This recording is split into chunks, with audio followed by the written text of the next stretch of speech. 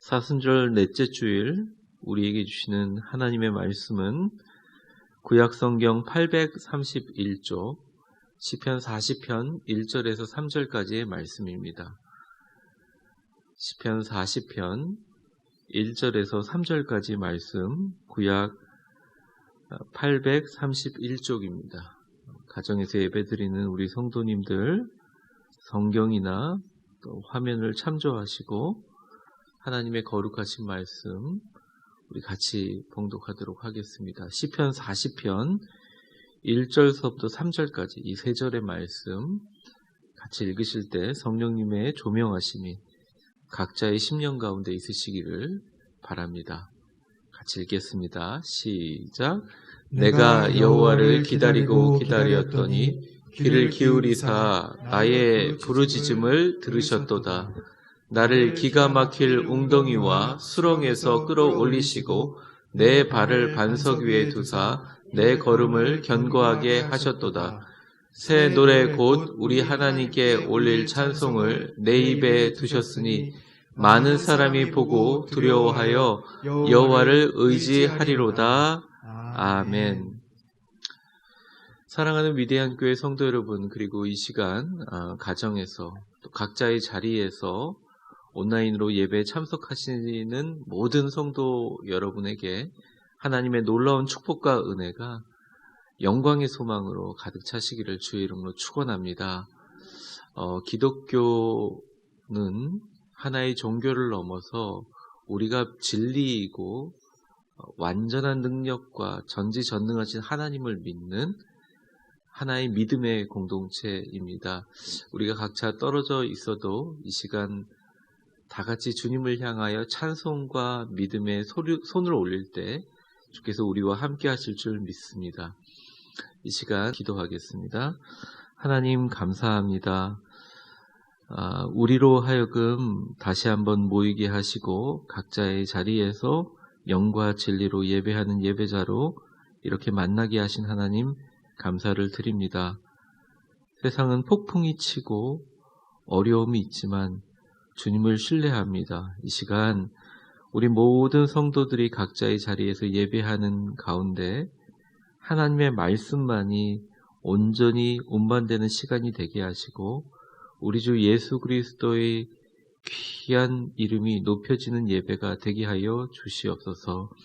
하나님, 이 예배를 통하여 각자의 자리에 있는 우리 모든 성도들, 특별히 가정에 있는 모든 온 가족들이 주님의 말씀으로 인해 힘을 얻게 하시고 새로운 지평을 열게 하시며 소망으로 힘차게 나아가는 시간이 되게 하여 주옵소서. 우리의 슬픔과 울부짖음이 변하여 우리의 곡소리가 변하여 흥겨운 찬송과 노래소리가 되게 하신다는 하나님 아버지, 긴 기다림의 끝에서 부르는 하나님을 향한 새 노래, 새 찬송이 우리의 심령 가운데 넘치게 하시고 우리 모든 성도들과 또 우리나라가 이 어려움을 잘 이겨내어 주님께 찬송을 올릴 뿐만 아니라 온 세계의 영광이 되는 나라 속히 이루어 주옵소서. 예수님의 이름으로 기도합니다. 아멘. 하나님 말씀 각자 한번 들어볼까요? 주의 말씀은 내 발의 등이요 내 등이요 내 길의 빛이니이다. 내 길의 빛이니이다. 다시 한번 해보겠습니다. 주의 말씀은 내 발의 등이요 내 발의 등이요 내 길의 빛이니이다. 내 길의 빛이니이다. 아멘. 오늘은 긴 기다림의 끝에 부르는 새 노래, 긴 기다림의 끝에 부르는 새 노래라는 제목으로 하나님 말씀 증거하겠습니다. 기다림이 일상이 되는 시간들을 우리 모두 살아가고 있습니다. 전 세계 모두 생존하기 위해, 각자의 자리에 생존하기 위하여 기다려야만 하는, 강제로 기다릴 수밖에 없는 최악의 상황을 보내고 있습니다. 많은 사람들이 마스크 2개를 사기 위해 약국 앞에 줄을 서서 오래 기다립니다. 저희 아내는 이번 주에 마스크 사는데 성공했고 저는 아직 성공하지 못했습니다. 확진을 받았는데도 병상이 확보되지 않아 병원조차 갈 수 없는 전 세계 수만 명의 사람들이 이번 수속을 기다리고 있습니다. 대부분의 자영업자들 그리고 소상공인들은 하루빨리 이 코로나19 사태가 안정되어 이전의 모습을 회복하기를 간절히 기다리고 있습니다. 혈기왕성한 우리 어린 자녀들은 학기가 개학되기를 기다리고 있고 또 그 아이들 집에서 복닥거리며 건사하느라고 힘들어 죽겠는 우리 엄마들은 내심 우리 아이들이 건강한 모습으로 학교에 등교하기를 기다리고 있습니다. 그리고 이 영상을 보는 많은 온라인으로 예배하시는 우리 성도님들은 예배와 집회를 기다립니다. 그렇습니다. 전 국민 모두 다 이 기다림이라는 레슨을 배우고 있는 중입니다. 여러분이 알다시피 한국인은 전 세계에서 가장 공식적으로 IQ가 높은 민족입니다. 뭐든지 빠르고 급하게 잘 해내는 민족입니다.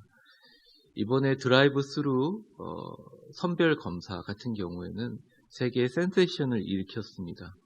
그만큼 우리나라가 뭐 하고자 하면 가장 빠르고 가장 정확하게 제대로 해내는 뜨겁고 급한 민족입니다. 전 세계에서 자판기에 커피가 물 내려오는 거 기다리지 못해서 컵을 빼다가 화상을 입는 유일한 민족이 어디냐? 대한민국입니다. 음식을 전자레인지에 데울 동안 기다리지 못하고 조리할 동안 그 컴컴한 전자레인지 안을 끝까지 뚫어보게 쳐다보는 민족 또한 대한민국입니다. 뒷손님 계산 기다린다고 식당 주인이 손님 카드를 빼앗아 대신 사인해주는 전 세계 유일한 민족이 대한민국이죠. 정말 급하고 기다리는 거 잘 못하는 민족인데 우리 대한민국조차도 이 시기에 모든 것을 멈추고 기다림을 배우고 있습니다. 우리가 궁금한 점은 이 기다림이 언제쯤 끝날까요? 라는 의문입니다. 확실한 것은 우리 모두 소망을 가지고 공공의 선을 위하여 최선을 다해서 기다리면 반드시 그 기다림의 끝이 온다는 사실입니다. 우리 모두 다 소망을 가지고 그 기다림의 끝을 같이 잘 기다려야 하겠습니다. 오늘 말씀은 그 기다림의 끝을 이미 경험한 다윗의 감격스러운 외침으로 시작됩니다. 1절의 말씀입니다. 우리 같이 한번 크게 읽어볼까요? 시작! 내가 여호와를 기다리고 기다렸더니 귀를 기울이사 나의 부르짖음을 들으셨도다. 다윗은 소리칩니다. 내가 정말 하나님을 기다리고 기다렸더니 오랜 기간 수많은 고통 가운데 끝까지 좌절하지 않고 인내 가운데 기다렸던 결과가 이거구나 하면서 격정적으로 표현하고 있습니다. 뭐 이런 거죠. 야, 내가 그동안 얼마나 기다리고 기다렸는데 이제야 하나님이 내 기도에 귀를 기울여 들으셨구나. 야, 이제 하나님 개입하시니까 게임 끝났다. 뭐 이런 뉘앙스라고 할 수 있습니다. 히브리 원전을 읽어보면요. 그가 왜 이렇게 격렬하게, 격하게 표현했냐 하면 정말 많이 기다렸고 그 기다림의 끝이 이제 보이기 시작했기 때문입니다. 즉 응답을 받았다는 거죠.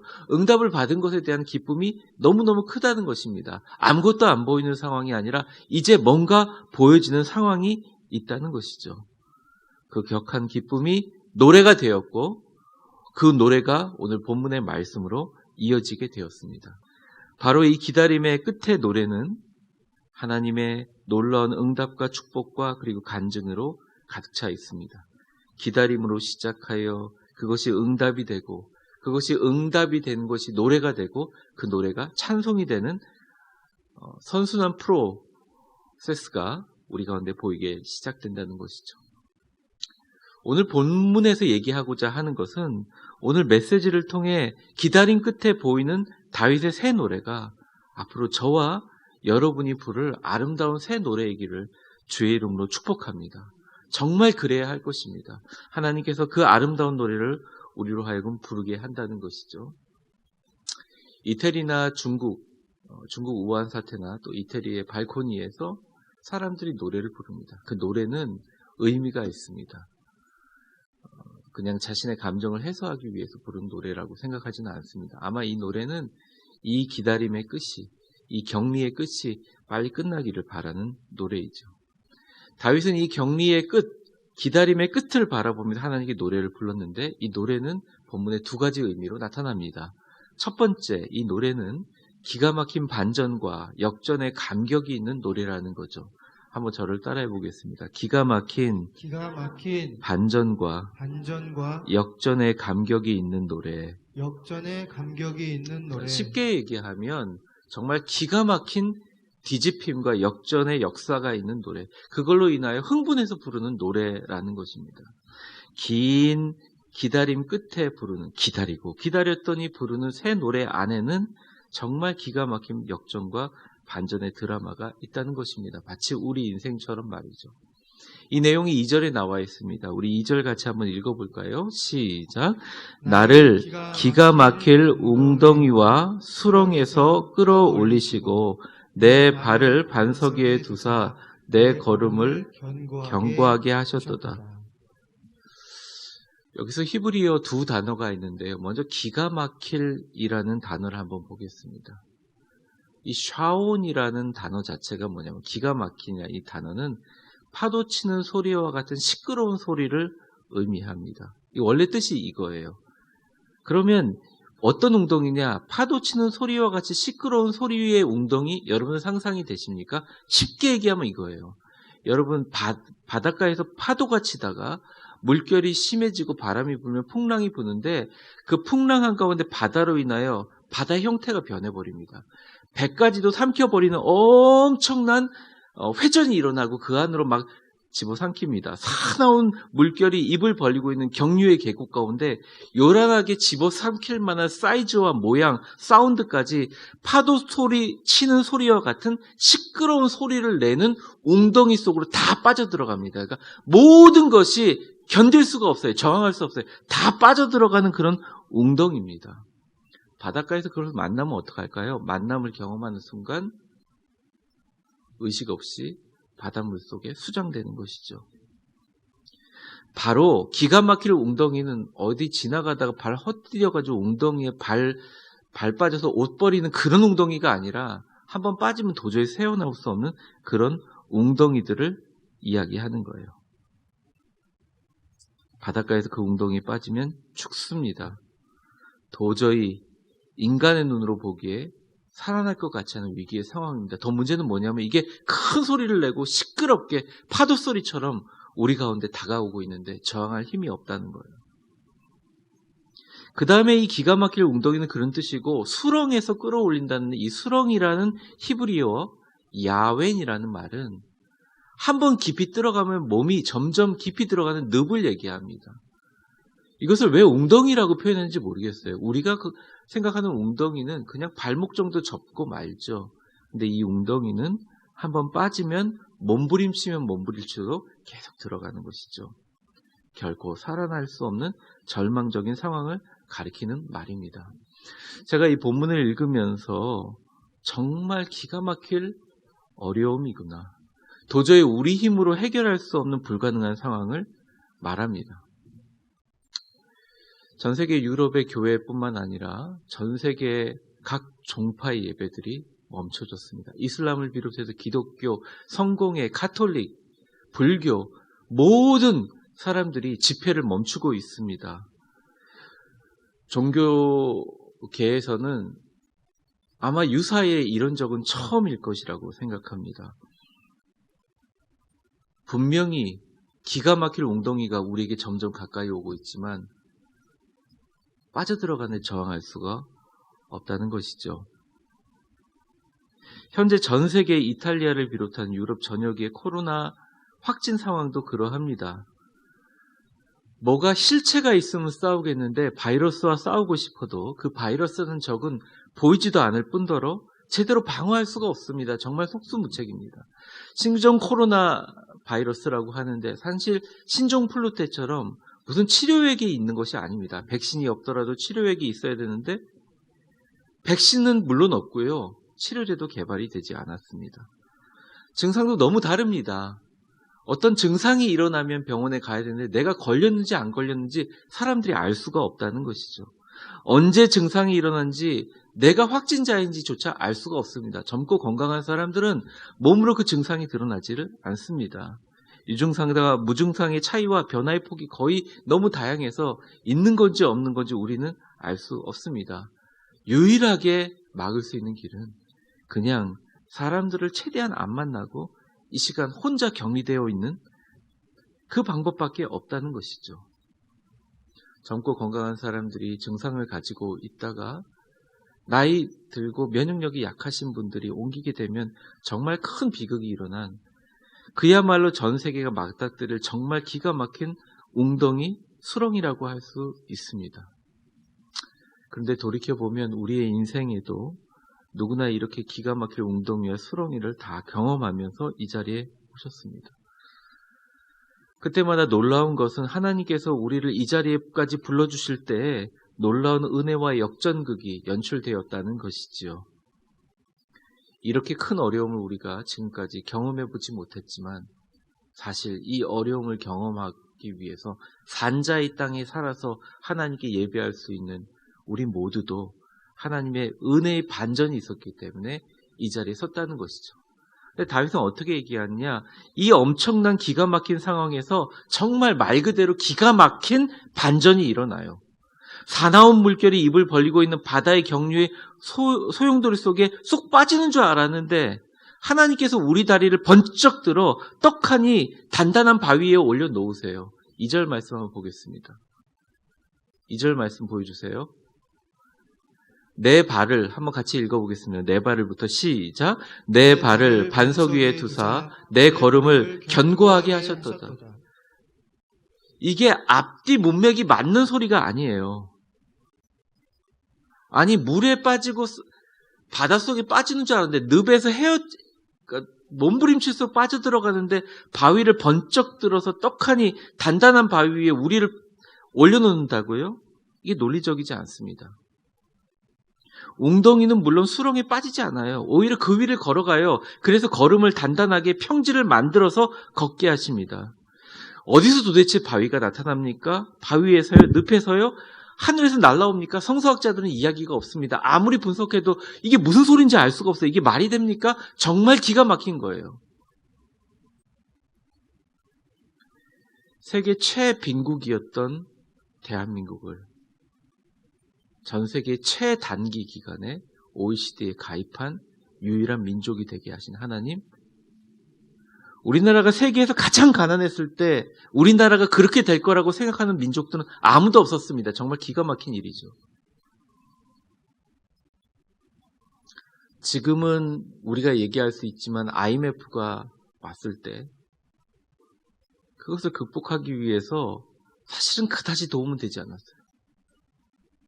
각 집안에 자기가 결혼할 때 가지고 있었던 폐물들, 가지고 있는 모든 금덩이들을 들고 와서 이것 좀 팔아서 나라를 한번 바꿔달라고 외쳤던 그런 나라가 세상에 어디 있냐고요.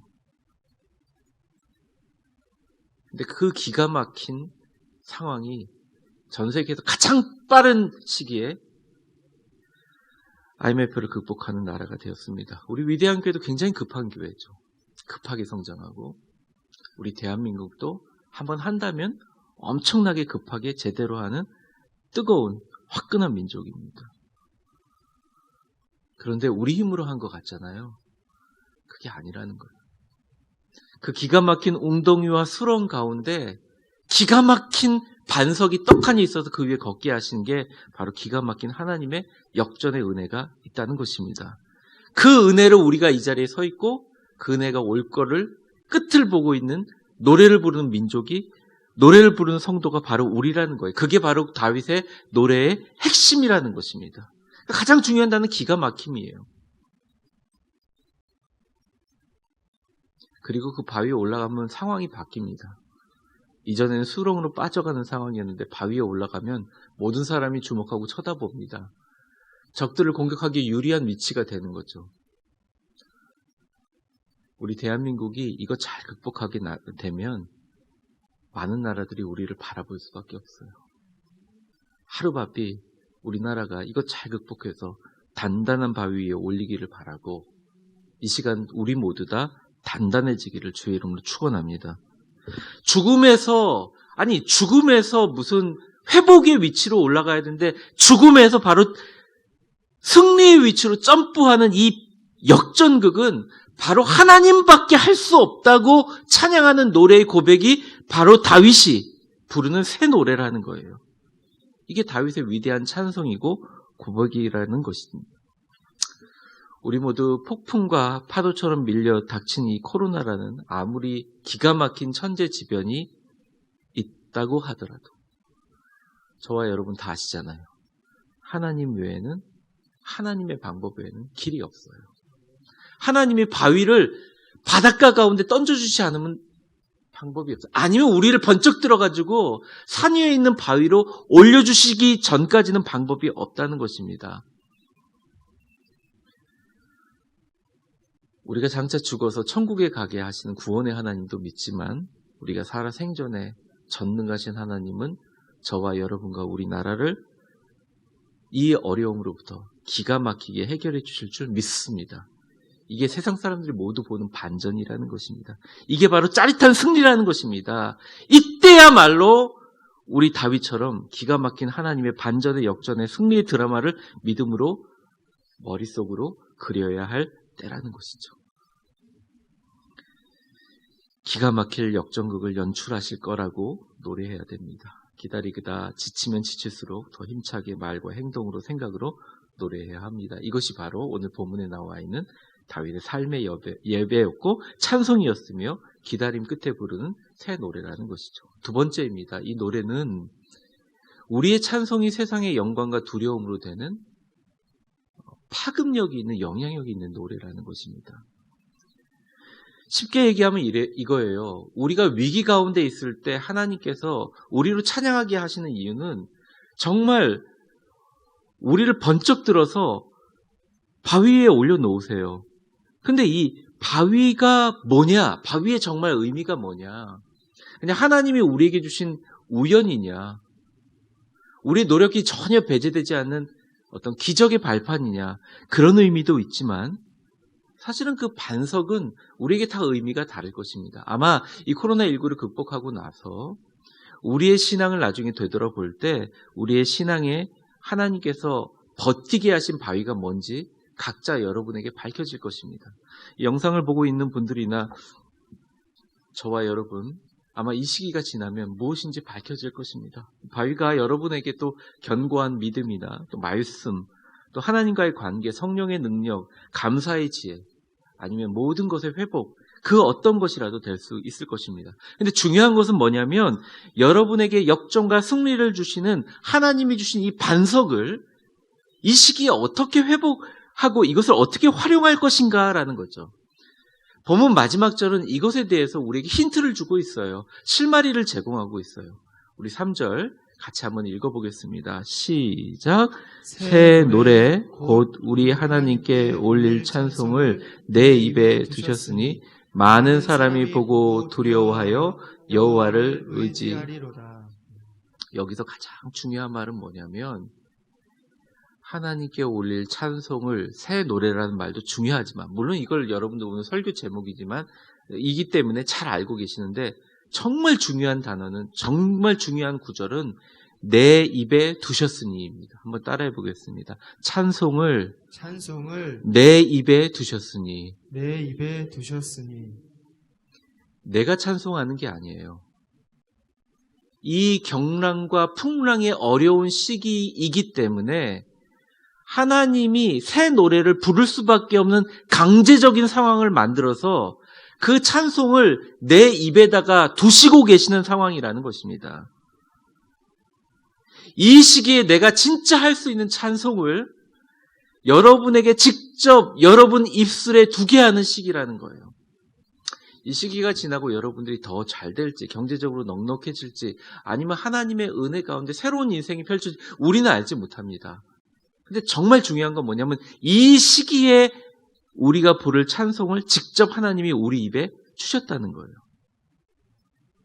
근데 거기에 이유가 있습니다. 우리에게 반석을 주신 이유는 우리로 하여금 찬송하기 위함이고 그 찬송하기 위함의 새 노래, 즉 하나님이 우리에게 내가 하나님께 올릴 찬송의 새 노래라고 하는 것은 그 말 그대로의 의미가 있다는 거예요.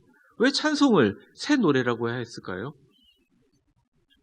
새 노래는 작곡자가 바뀌거나 작사자가 바뀐 새 노래가 아닙니다. 즉, 새 노래는 노래의 곡조에 관한 것이 아니라 부르는 사람의 심령이 변화되는 노래예요.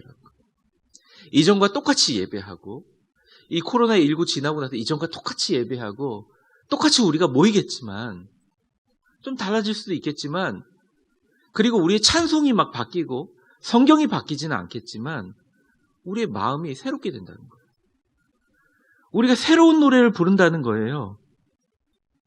그리고 그때 부르는 새 노래는 이 어려울 때의 감격과 은혜를 다시 기억하는 노래라는 것입니다. 중요한 것은 이 시기가 아니라 이 시기 지나고 나서 우리가 세상을 향해서 부를 새 노래가 있느냐의 문제이죠. 이번 코로나19의 진정한 위협은 사망률과 전파율에만 있는 것이 아닙니다. 전 사실 이 코로나19의 진정한 위협은 사망률과 전파율은 하나의 핑계일 뿐이고, 사람과 사람 사이를 분리하게 하고 서로가 가지고 있는 정서적 접촉과 거리를 만들어서 진정한 단절을 일으키는 데 있습니다. 미국은 15일 동안 미국 캘리포니아 15일 동안 집 밖으로 나가지 못하게 했죠. 국경은 막혔습니다. 그리고 물류는 단절되고요. 경제의 흐름이 멈춥니다. 목숨은 살지 몰라도 경제가 다시 살아나기 위해서 우리가 갖고 있는 그동안의 문화와 그동안의 가치가 살아나기 위해서 우리는 끊임없이 소통하고 교류해야 됨에도 불구하고 이 모든 것을 멈추게 하는 위력이 진짜 코로나19의 위력입니다. 잘 조심하고 방어했는데 결국 우리 모두 전부 다 후퇴하게 만드는, 서로 간의 신뢰와 문제와 책임의 공방으로 이루어지는 심리적인 분리와 단절과 쪼개짐에 있다는 것입니다. 확진자가 잘못되고 확진자가 잘못하고 부주의했다는 우리의 편견들이 있지요. 맞습니다. 정말 주의했는데도 걸리시는 분들이 있어요. 그분들이 나쁜 것이 아니라 어려운 것입니다. 많이 일어나지는 않으리라고 보지만 전 세계 동양인들에 대한 인종차별이 있습니다. 그 안에는 끊임없이 이어지는 분리와 단절과 쪼개짐이 있다는 것이에요.